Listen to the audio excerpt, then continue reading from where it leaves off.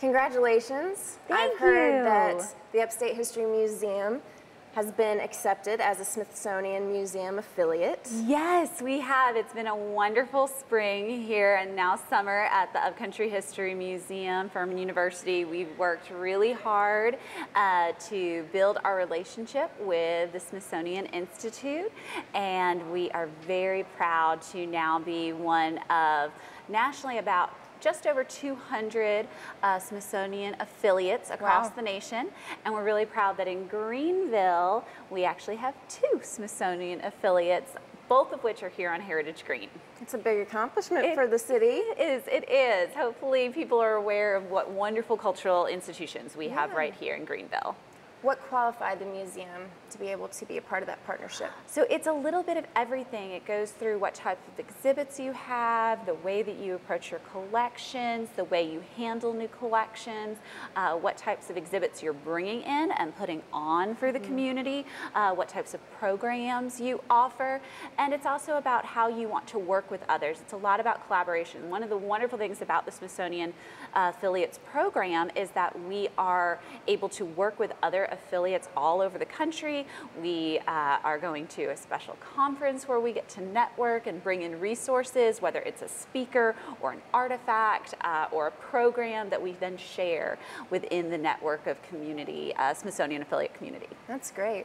So does that mean that you can actually share artifacts? It does mean we can share artifacts. Wow. We are working really hard right now for some of our upcoming exhibits that will be here in the fall and in the spring of 2016 to be bringing in artifacts. As a Smithsonian affiliate, we do have access to certain parts of the Smithsonian collection, which is a big deal. And our job is then to figure out which pieces in that collection make the most sense to our community, to the exhibits we're bringing in, how are they going to enhance, and do they have a local connection? It's been very interesting to learn how there are parts of South Carolina, the upstate, and North Carolina up in DC, and we're going to be bringing them home here to be on display in the Upcountry History Museum over the next couple of years. That's so exciting. It Can't is. wait for that. So what exhibits do we have going on right now? We have a big summer here at the Upcountry History Museum. We have 2 big traveling exhibits that are visiting us for our community to come and enjoy. One is based on a popular children's book series, and I actually brought some of the books with me. The Magic Tree House is a fantastic children's book series that really inspires children to read and encourages them to learn about history, about literature, about other cultures and communities. And this exhibit that we have here at the museum focuses on these 3 books: Twister on a Tuesday, Civil War on Sunday, and Thanksgiving on Thursday, all of which help us explore American history, bringing it to life through costumes that the kids can put on, interactive play areas. Ooh. They can become Clara Barton and be a Civil War nurse. They can be a pilgrim and get ready for Thanksgiving. They can even ride on a train like they're going out west for westward expansion. So it's a very interactive, playful experience that hopefully is getting families excited about learning American history. Excited and able to actually put themselves in their shoes, so to speak, right? Yes, exactly. Really in their shoes and in their hats. Actually, we have some really great pilgrim hats that you can wear. Our other exhibit is going to be upstairs. This from June 20th through August 11th. It's a little bit of a shorter run exhibit, so make sure you come in quick to see it. It is called Our Lives, Our Stories, America's Greatest Generation. This is a fantastic exhibit designed by the National Endowment for the Humanities, and we are so honored to be one of the host museums for this sold-out tour. It is all about the generation of Americans who lived through the Great Depression, who served America during World War II, and who came home to really create the baby boom and what we think of as iconic 1950s America. The exhibit is full of artifacts, images, personal stories, and we have a wonderful collection of material from that time period at the museum that we've been able to share as part of this nationally traveling exhibit. So not only do you see the national story, you also get to see the local story. That's really great. It is. It's a fun exhibit, and while I know it'll appeal to those who lived through or experienced part of that time period, it also has a lot of very cool artifacts that the kids are going to enjoy as well. Tell us about some of your programs, summer programs. Are there anything coming up? We do. We have, so every month on the first Sunday, we have family days. So it's a great way to bring in multi-generational groups for art projects, science experiments, hands-on games to really bring the museum to life. We also have our Lunchbox Learning series going all summer long, which is a little bit more geared at the adults, but it's a great way to come in and enhance your learning experience here at the museum by having lunch with us and learning about a new topic. Topics this summer include Civil War songs, medicine of the Civil War. We're going back and looking at the science and technology of medicine during the 1860s. We also are doing a special program this summer for children. Because the Magic Tree House is based on books, we are doing our very first summer book club. Every other Tuesday throughout the summer, families can come in and the children are going to join me. We encourage families to read a book at home preparing for book club, and then we're going to be joined by some wonderful local authors and some other special guests throughout the summer to do art projects and activities to enhance their reading and learn how reading and literacy should be a part of our everyday lives. How does the museum filter in the factor of education? Do you do anything as far as with the schools? Do you integrate in with that, or do you is it just mostly the schools come to you? No, we are very active with our school system.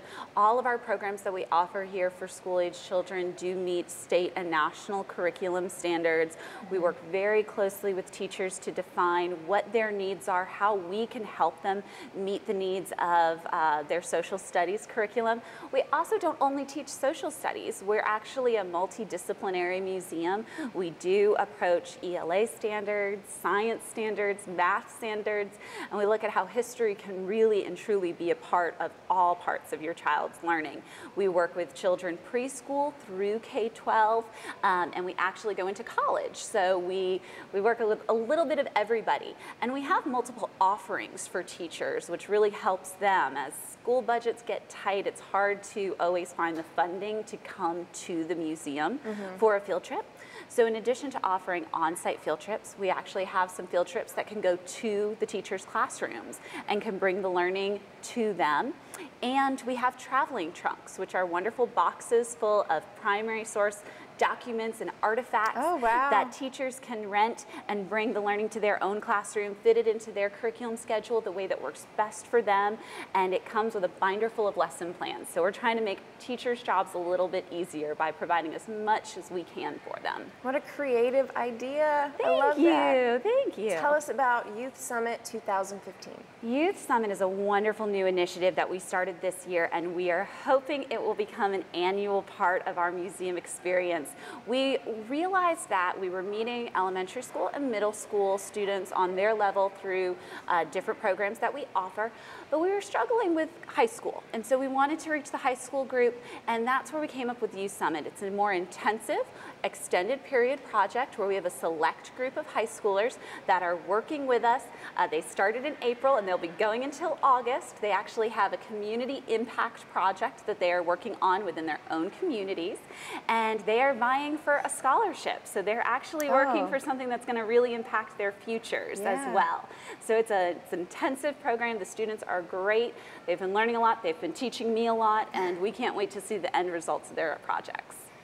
Adults now, do you have any workshops or demonstrations for the big kids? Oh yeah, we have learning going on all the time for the big kids as well. One of our big things we've been trying to do is come up with different opportunities for them to engage not only within our walls but within our community. One of our exhibits that we've had up since this spring and all summer is about the history of the Reedy River, and we are going to be doing a tour this fall to actually take September all of our adult audience out into the community and go visit the sites of the mills that polluted our Reedy River and learn how they've been changed to impact the environment and now hopefully clean up our river.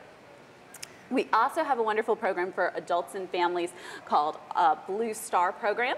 It's part of a Blue Star museum. This is a flag that many will recognize if you have a family serving in the military.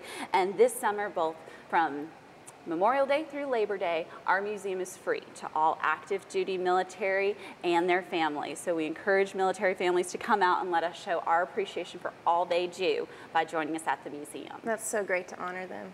All right, well, tell us when we can come here. What are the summer hours? We are actually open 7 days a week this summer. Normally we're closed on Mondays, but we decided we couldn't keep these exhibits from you even just one day. So Monday through Saturday, 10 to 5, the doors are open. We welcome you in.